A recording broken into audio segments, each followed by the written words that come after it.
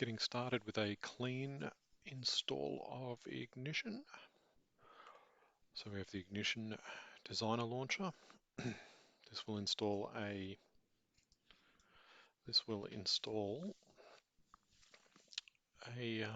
tool to enable you to open the designer on different gateways for different projects and networks if you've got a diverse environment, or you can do it directly. The Vision Client Launcher will allow you to launch a Vision project, which is the Java-based encapsulated application that you will run as a desktop application, or the Perspective Session Launcher allows you to launch the HTML5 based visualization layer. So let's start off right at the beginning. Let's have a quick look at our status. All right, everything's up and running, happy, nothing's red. All of this is quite pretty and quite easy to use. Let's start at the start. We need a database.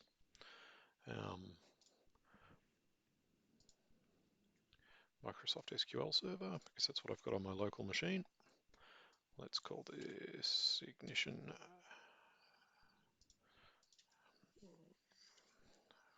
correct version. Okay, local host, and it is SQL Express. It's the name of my instance. Username, SA. No, I'm not going to read that out loud. Oops.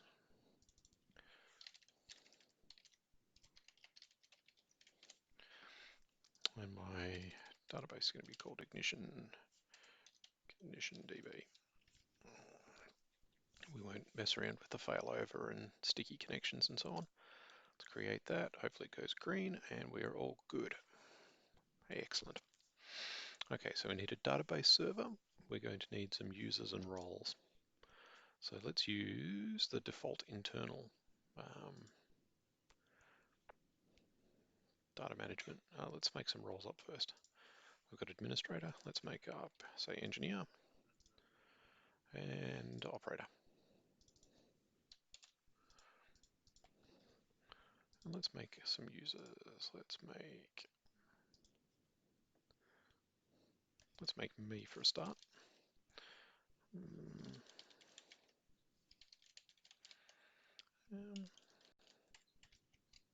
Oops. Let's not do that. Let's go.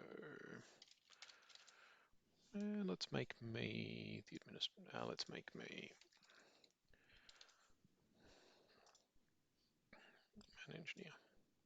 Always available, and we don't want any contact information. Contact info is used for the alarm escalation system and sending data to people for validation and things. We don't need that right now. And let's add an operator. Let's call him Bob. Bob. First name Bobson. Let's make him an operator. You can have multiple roles, obviously, as well. Okay, so we've got a database, we've got users and roles, and now we're going to go and have a quick check for alarming. We're going to make an alarm journal. Let's call it alarm journal. It's going to be stored on our data source, our database that we just created. And we can set how long and pruning and so on and so forth there. Notification, we could have a pipeline and that would allow us to escalate alarms through users, for example. On-call rosters, it's kind of obvious what that does. Schedules, always on versus 9 to 5, 8 to 5, Monday to Friday. So let's have a quick look at history. So our database is going to be used and it's enabled for running our tag history. Our real-time tag provider is the default tag provider. Okay, so now we are going to connect to a device, for example. We can connect via all of these different protocols. In our case, we're going to actually not connect to a physical device, but we are going to connect to an OPC server that's providing us simulated data. The internal loopback connection is used for OPC from the gateway to the clients and the prospective modules. So let's create our own OPC UA, and it is going to be pointing to localhost, and it's my KEP server EX. Put that in the clipboard, and we're going to use SHA-264, 256. Let's shorten that name a little bit to make it a little less cumbersome. Let's call it that. Production simulator. It's not read-only, it doesn't require a username or password because we're using encryption and signing, but we're not actually using predefined users. Let's create that. Connecting, faulted, that's pretty ordinary. That's not going to be good for us at all, is it? We make sure it's actually running.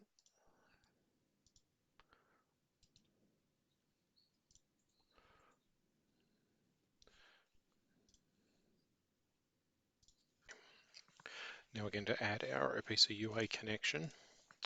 I fixed a couple of little errors with certificates in the previous video. So it's going to point to localhost 49.320. It can see the endpoint. We're going to sign and encrypt with SHA-256. Let's give it a bit of a shorter name. Description, simulated PLC. Connected, excellent. Okay, let's close off and fire up our designer.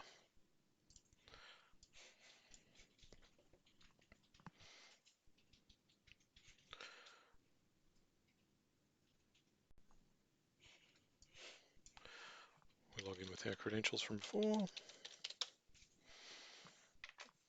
Now Ignition has two effective user interface options: the prospective module, which is HTML5 web-based application, and the vision module, which is the more traditional Java application. So in this case, we've got a pair of skeleton projects. These are templates for navigation. Now these are downloadable off the Inductive Automation website. So let's fire up a new project. Project name CM101. Has to be simple named, so you can't have spaces and so on. CM101 ignition example. Default user source. We'll use the database we already created, use the default tag provider, and let's say, let's go single tab north. There's no project template. And just some gibberish in there.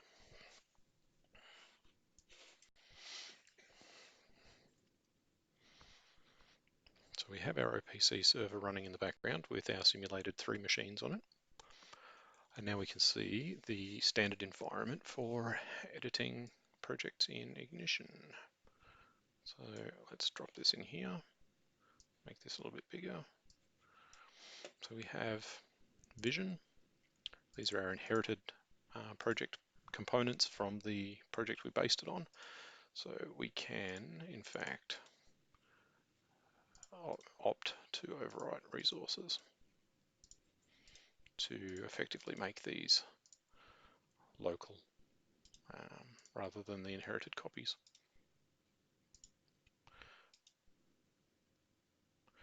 Excellent. Just on the off chance we choose to do something interesting in here. Save all of those. Excellent. Okay, we'll start off with the vision side of things. This is going to be our basic page. 3 tabs. The tabs are going to browse to pages, for example, the About page like that. These current times, alarms.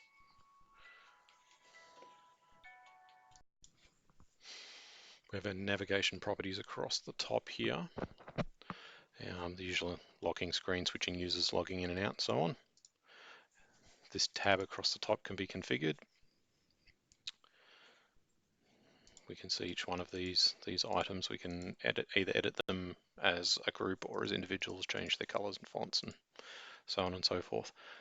All of that's pretty standard stuff, really. Things kind of get a little bit more interesting when we take our OPC browser and we have a tag.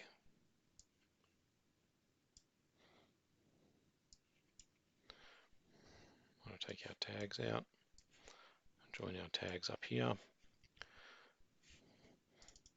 So we have both data types, which are the equivalent of a UDT, and we have just the tags themselves. So in this case, we haven't actually nominated any tags that we want to use. So we can grab our KEP server EX, drill into our simulated device, and pull in the entire simulated device in this case. This will now give us access to the tags. So we can now see live data in the editing environment coming through from the OPC server. Machine 1, 2, and 3 are obvious candidates for turning into UDTs for use in the SCADA. We'll go through that a little bit later on. But there is also some metadata about the tags themselves. For example, we can see alarm enabled and so on, history enabled, things like that. We can see some quality information and various other things. So it's quite easy to modify the properties of a particular tag. So for example, we can edit the tag and we can turn things on like dead banding, scripting, alarms, history, things like that. We can also select multiple tags in one hit and apply the same things to all of them. We could go into our overview page,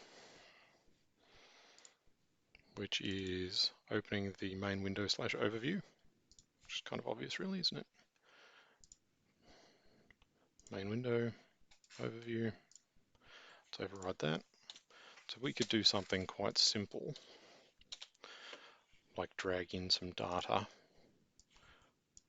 enabled, checkbox, tank level as a percentage, progress bar. And then we could also drag in something like a label, and we could set the text to that for tank level. Now obviously doing this for every single tank or UDT in your system is a bit ridiculous. And you saw how I managed to drag in from our tag browser and select the type of display or control we want. You can also do this with templates. Now, if you had a UDT that represented the data and you had a template that took the UDT as an input parameter and the two of those matched, you would then be able to drag your machine like this and drop the entire machine. Going to drop folder into a container, obviously. It would think that you were dragging and dropping machine 1 instance of the template that belongs to that type of UDT. So you would have to,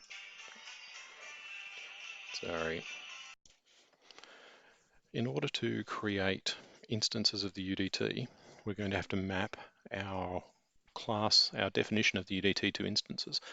So what we're going to do is in our tag structure, we're going to make a folder, instances, and we're going to make a new data type instance of machine UDT. And we're going to edit this a little bit. We're going to call this one machine 1.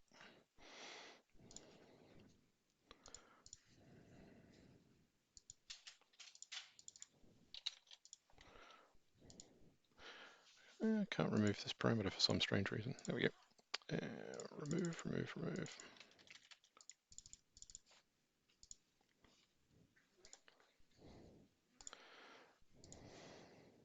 Oh, commit, that can stay there for the time being.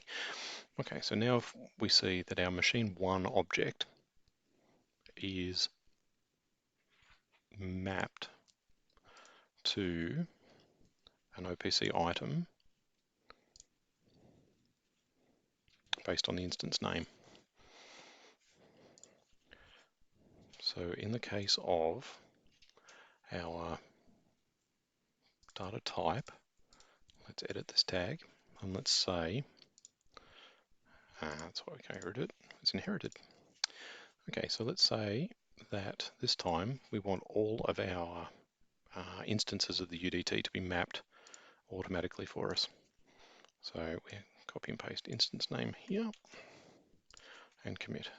For paint code, we want that to come from not machine 1 hard-coded, but we want to come from the instance name. So if we called this instance 200, it would be, if we called it machine 200, it would be the 200th. So let's change all of these. This could always be done by scripting as well. But in this case, we can go through them like this relatively quickly. Commit, tag level. And we can do this visually. We can browse, we can do tag paths and so on and so forth. Let's apply all of those, okay. Now, if we create an instance, new tag of type instance, machine UDT, and let's call this one machine 1.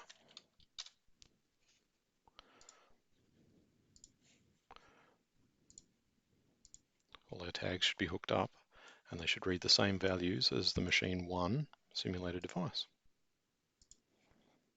Right, there we go. Same values. So the advantage of this is that, of course, we can now have instances generated on the fly. So let's go back and do something a little bit more advanced. We're going to delete this, the instance we just made, and now let's do MultiInstance Wizard. Let's say we want to use the machine UDT and we want to call our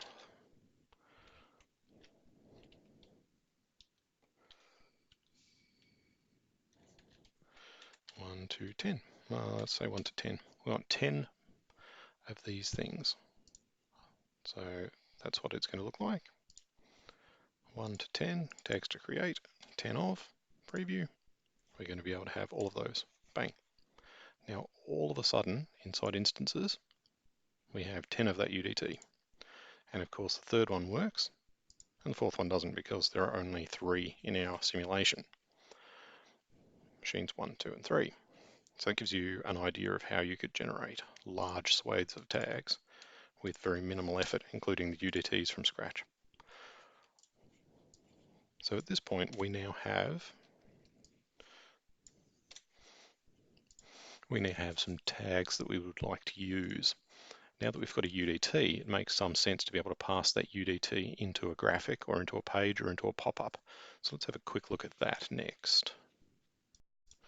Actually, before we do that, let's drill into these.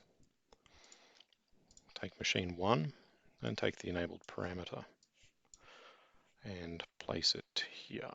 So it's a multi-state indicator. We'll say enabled on and off. When that changes, obviously goes back to auto mode. So if we wanted to do this for every tag for every page, we would obviously, the very basic view would be to create a page for every machine. That's probably not the best way to fly. However, we might want to make a page or a graphic object that takes some input and we tie the tag directly to it. So for example, if we wanted to say a text field and we wanted to tie the enabled value, we could then take that and tie that to that, and then true and false, obviously Boolean to string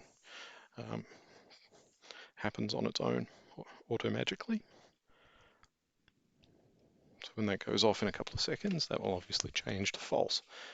Now in this case, if we wanted to make ourselves a graphic, and the obvious way to do that might be to create a template. Let's call this a machine template. Then we might want to have a few little things on there, like checkbox, see if it's running, and say moving analog indicator. Well, actually, let's do something a little bit different. Let's do a level indicator, a little tank to indicate how much. So let's change the name. The name we can leave the same. Obviously, you change it in the real world. Text, let's say machine enabled. Make that a little bigger so it all fits. And of course, this is the percentage full. Now, the traditional way to do this for a single page would be to drill down into our device and then work out the enabled bit and then drag the enabled bit onto the tag and so on. That's probably not really the best way to fly here. So in this case, what we might do is say that our template has some custom properties. And let's say that the parameter that we pass into the template, let's say that's a machine and a drop target. Can we pick a complex type, user defined, tags, machine UDT? So in this case, we now have a machine that we drag and drop onto this graphic. So if we now save that and we go back to our overview page, should we try and drop an instance of a machine,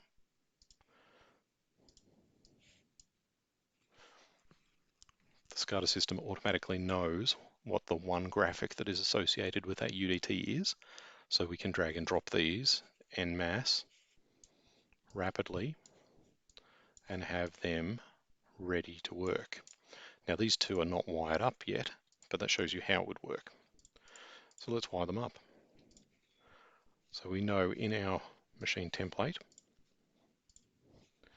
this checkbox is going to be the value, the enabled is going to be bound to something. So let's click on the little binding link and say it's going to be bound to a property, and it's actually the machine property of this instance. And it's going to be specifically the enabled, and it's bidirectional because we want to be able to tick it and untick it. So if we then did that and then did the same again for the value, pointed to the machine, the current machine, and the tank level. Let's not make this one bidirectional, we're not going to be updating that. We save this. All of a sudden, in our overview, if we pick an instance of machine, 54%, we can start dragging and dropping these and building our SCADA screens immensely quickly. We can turn on enabled, disabled bits for our machines. Obviously, you can change the template on and how that looks. We can start building these things with huge degrees of speed. We can also increase that even further. Say we wanted to see 100 tanks. There's an object here called a template repeater. So we drag and drop the template repeater, make it to the size we want. We nominate the template. We want a machine template. And we're going to say we want 25 of. All of a sudden, we can have 25 machines, each one of which are obviously going to need those values passed into them. So there's template parameters here. We can have a template parameter and we can configure the parameters that we want to pass into this entire collection of templates. And then we can have 10 of them or 100 of them or 1,000 of them very, very quickly. This works exceptionally well for visualizing things like data arrays that hold complex types. It's quite a powerful feature. So all of these things are fairly simple to set up and relatively easy to use. The big advantage here is that most of this stuff is drag and drop. It's very, very quick to develop. We have report viewers and various other things that we can build reporting functionality with, and all of that good stuff. We have user management, schedule management, and rostering, and so on. Calendar controls built in, which actually work quite well. Little spark lines and easy charts, and there's an entire collection of symbols for all the standard bits of equipment that you'd expect. All of these are SVCs, scalable vector graphics, SVG, sorry. You can edit them, fill them, flood them, change their dimensions. You can break parts of them out, redraw them, make your own SVGs, all of those typical things. So if we go back to our navigation, we decide that we want our overview to contain a very simple view of the plant. We can open up our overview and we can drag and drop our 3 instances of machines. Okay, can't do them all at once evidently. And now, if we wanted to do something like give them better names, we can open the template. We can move this down a little bit, resize the template ever so slightly.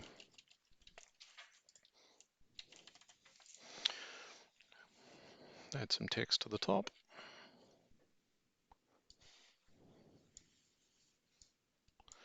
Make that bold. Let's give it a slightly bigger. We can of course bind this to a property.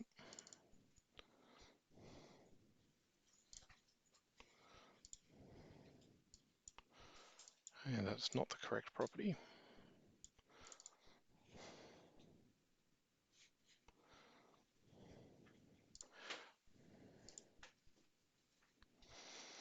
We could then take this, we could take the instance name and use the binding for the instance name. Obviously the template will be empty. We can put a default value in here. So the default value will stay there. We can make the size a bit bigger, and we can say it's bold, so that it stands out a little bit. Save that. Save. Now we have machine template 1, machine template 2. We can grab those, space them out horizontally, give them even spacing, 10 pixels between each, and we've now got an overview. We can save that. So alarming. The alarm server works in very much in a hierarchical sense as well. Alarms can be passed from parent objects up to down to children objects, or control states down to children objects, and alarms up. So you can aggregate alarms into areas. There's a full alarm management system. The alarming works quite well. There's also an escalation system, SMS, voice, email gateways, and methodology for taking actions based on alarms and so on. That's all pretty standard stuff. You can search that out on their website. That basically covers the simple. If we go launch full screen, I will attempt to drag that off the screen it pops up on and show you where we've got to with our very, very simple. Evidently full screen's not going to work. I can't grab the toolbar. Let's try that again. Tools, launch, windowed. Give me 1 second. And we can have our user. We can log in. The overview page shows our machines.